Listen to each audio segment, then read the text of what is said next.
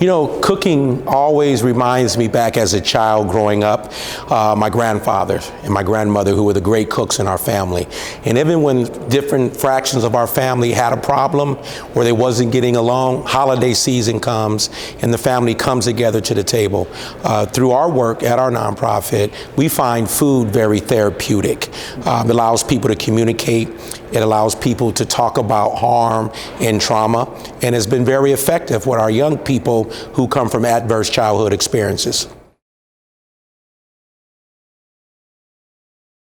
The Chef Project is a nonprofit 501c3 program here in Las Vegas. We're a workforce development and restorative justice academy, where we work with system impacted people, young people who come from the foster care system that have endured, generational trauma, harm, mental health issues, have been kicked out of the public school. So we bring them into a culinary setting where we work and we build dishes together, we wash dishes together, we cook, and we talk about the issues that drive the behaviors that allow so many young people to be incarcerated in this country.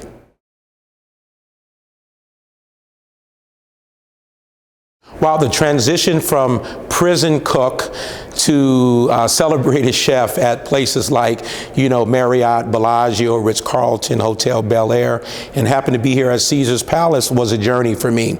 I had to learn a lot of different things, expose myself to global cuisine, learn how to build relationships with people who don't come from my past lived experiences.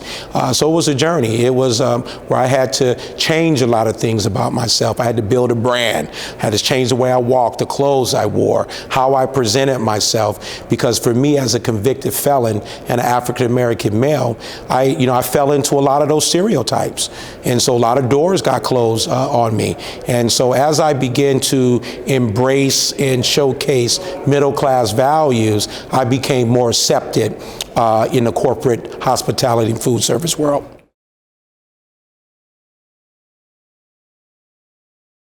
Cooking speaks to me in a way that is therapeutic, not only for the kids who we serve at our nonprofit, but even for myself. I've been out of prison now 25 years, and prison impacted me in some type of ways. So when I do cook, it's a level of joy. It's quiet time for me. It allows me to be creative and serve people and please people. That's what's most important for me. And of course, I love to eat. So I do eat my own cooking too.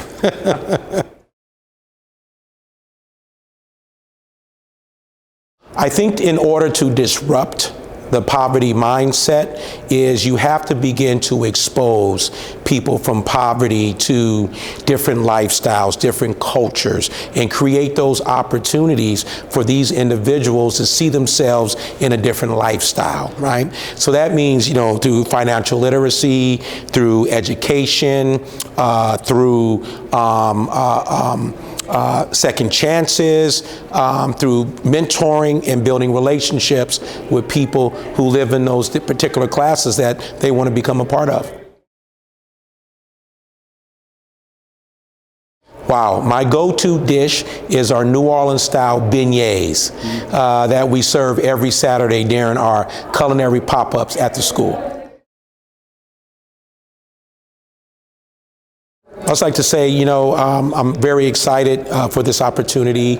I really love what the credit union community is doing, focusing on helping young people and families of poverty through financial literacy, which is so important, teaching people how to manage their money, how to grow their money, but also, mentor them and create opportunities for people who come from the past I came from to be able to carve out their own version of the American dream.